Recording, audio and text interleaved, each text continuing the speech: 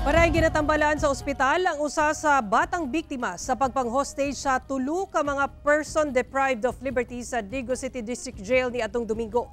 Gawa sa duha ka batang biktima, upat sab ka personay sa BJMP ang samdan atol sa insidente. Ari ang report ni Argil Relator.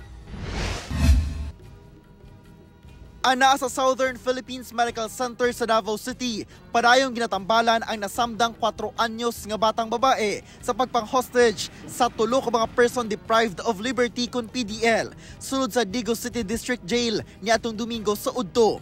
Hinuon, sumala sa BJMP 11, ana-ana sa luwas sa kahimtang ang bata. Yung 4 years old na biktima. So far, stable naman po yung condition ng bata.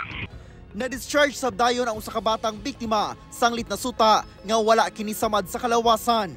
Apan ipailawom sa psychological intervention tungod sa trauma. At the same time, from time to time, magkakaroon ng therapy yung bata para siyempre ma-address natin yung mga traumas or matignan ng ating mga psychologists at psychometrician po.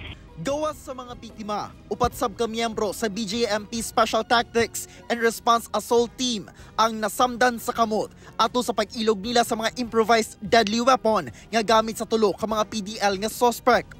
Samdan sab ang tulo ka PDL apan hatagan na sila og atensyong medikal. Sa karon, gibalik na sila sa Digo City District Jail ang tulo ka PDL apan naka-isolate sila aron dili matud pa moulbo ang kagubot tali mga kaubanang PDL tungod sa ilang gihimong pagpang-hostage ug anak sa mga kaubanang PDL. Kasong frustrated murder ug child abuse ang dugang kasong atubangon sa tulo. Ako si Argil Relator. One Mindanao.